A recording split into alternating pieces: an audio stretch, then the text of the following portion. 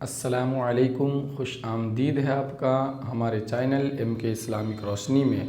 آج کی ویڈیو میں ہم تختی نمبر 23 پڑھیں گے اور وہ اقلاب کا قاعدہ ہے۔ تنوین اور نون ساکن کا ہم نے 4 قاعدہ پڑھنا ہے۔ نمبر 1 پہ ہم نے اظہار پڑھا تھا، نمبر 2 پہ اخفا پڑھا تھا اور نمبر 3 پہ آج ہم پڑھنے جا رہے ہیں اقلاب۔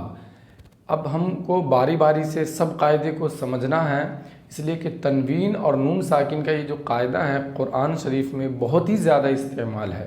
آپ جب بھی قرآن شریف پڑھتے ہوں گے تو آپ دیکھتے ہوں گے ضرور، جہاں پہ بھی دیکھتے ہوں گے 2 زبر 2 زیر 2 پیش اور اس کے بعد نون ساکن، اس کے بعد کچھ حرف ہوتے ہوں گے، تو اس لیے اس کو سمجھنا بہت ہی ضروری ہے۔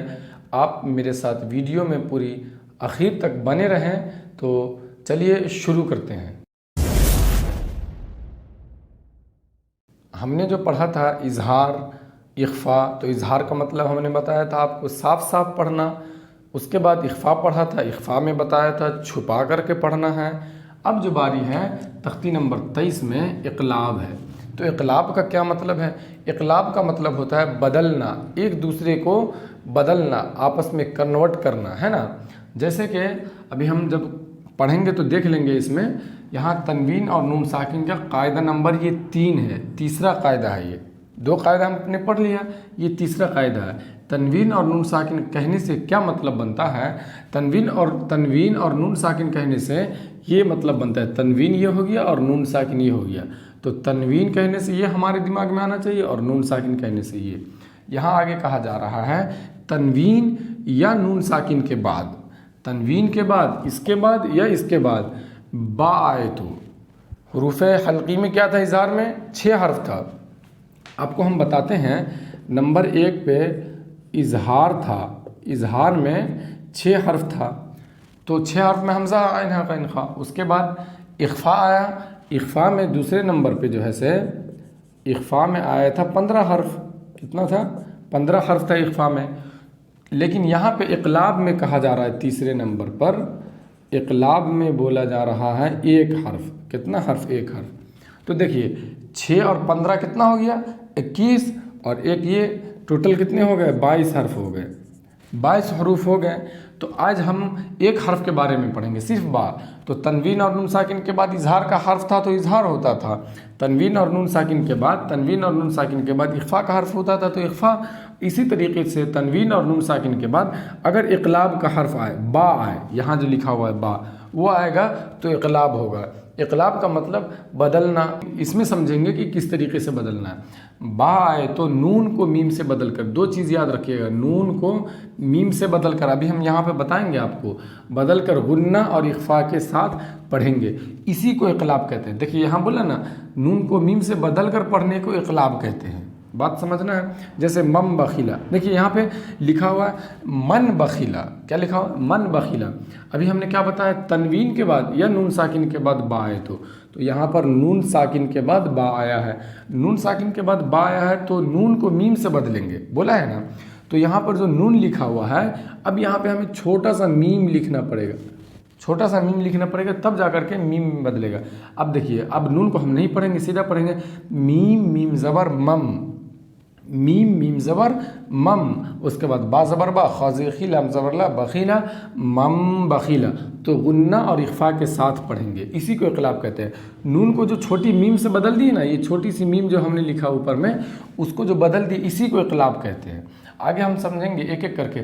تنوین اور نون ساکن یہاں تھا نا، تو دیکھیے یہاں پہ بھی ہم نے نون ساکن اور تنوین سب کو لکھا ہے۔ دیکھیے نون ساکن 2 زبر 2 زیر 2 پیش سب کو لکھا ہے، باری باری سے سب کے مثال کو ہم سمجھیں گے۔ دیکھیے نون ساکن ہے، نون ساکن کا ایگزامپل ہے مم بین الصلبی۔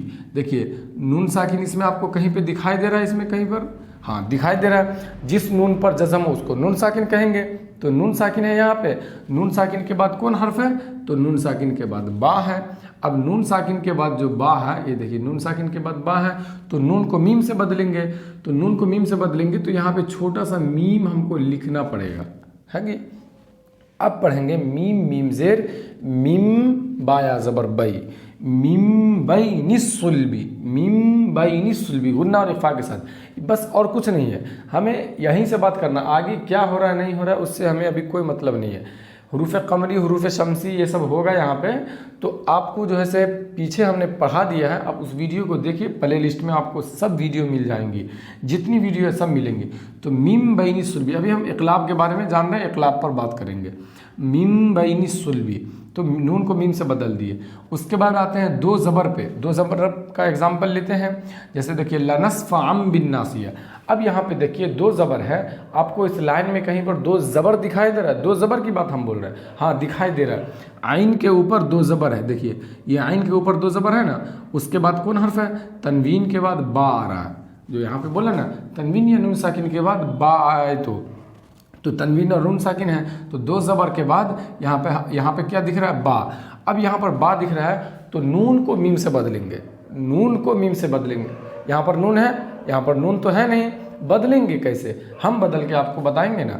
دیکھیے یہاں پہ عین الف دو زبر ان ہے، عین الف دو زبر ان ہے، لیکن آپ بہت تھوڑا سا نون ساکن اور تنوین کا ایک قاعدہ آپ کو ہم پڑھائے تھے پیچھے، آپ اس کو دیکھیے گا۔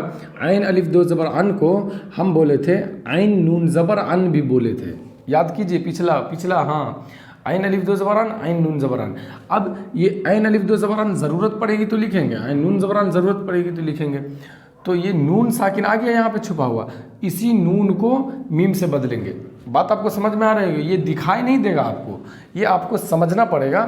آپ کو جو پڑھاتے ہیں ٹیچر وہ آپ کو بتائیں گے، جیسا کہ ہم آپ کو بتا رہے ہیں۔ تو یہ تنوین کے بعد با ہے، لیکن نون کو میم سے بدلیں گے۔ یہاں قاعدہ میں لکھا ہے نون کو میم سے بدل کر، قاعدہ سے ایک ذرا نہیں ہٹیں گے۔ اگر آپ قاعدہ سے پیچھے ہٹ رہے ہیں تو آپ جو ہے سے سمجھ نہیں پائیں گے۔ قاعدے کو فالو کرتے ہوئے سب کچھ کرنا ہے، نون کو میم سے بدلنا ہے۔ بس یہاں پہ آپ کو چھوٹا سا میم دے دینا ہے۔ آپ دیکھیے اب پڑھنا ہے لنصفا عین میم دو زبر ام، عین میم دو زبر ام، لنصفعم با زیر بی، با نون زیر بن، نون الف زبر نا، لنصفعم بالناصیۃ، یہ ہو گیا دو زبر کی۔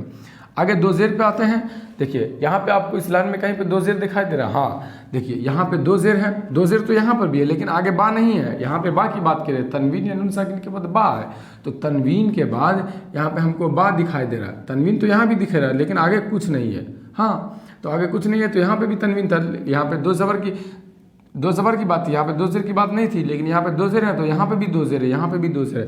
تو ہمیں تنوین کے بعد با دکھنا، اگر یہاں پہ تنوین کے بعد با رہتا تو وہ بھی وہاں پہ بھی وہی قاعدہ ہوتا۔ تو تنوین کے بعد با جو آ رہا ہے تو یہاں پہ قاعدہ کیا بتا ہے؟ نون کو میم سے بدل کر پڑھنا ہے۔ تو یہاں پہ بھی دیکھیے میم دو زیر من ہے، اس کے بعد با ہے، لیکن نون تو وہاں پر لکھا ہوا نہیں ہے، بس وہی ہم کو رول فالو کرنا ہے، میم دو زیر من۔ یہ قاعدہ ہم نے پیچھے آپ کو تختی میں پڑھایا ہے، آپ وہاں جا کر کے دیکھ لیجئے، ہے نا۔ میم دو زیر من ہے، اب میم دو زیر من ہے، اس کو لکھتے ہیں میم نون زیر من۔ دیکھیے نون ساکن ہے نا، یہاں پہ نون ساکن ہے، یہ نون اس کے اندر چھپا ہوا ہے، پڑھنا ہے میم یہاں پہ چھوٹا سا میم دے دینا ہے، چھوٹا سا میم دینا ہی آپ کو پڑے گا۔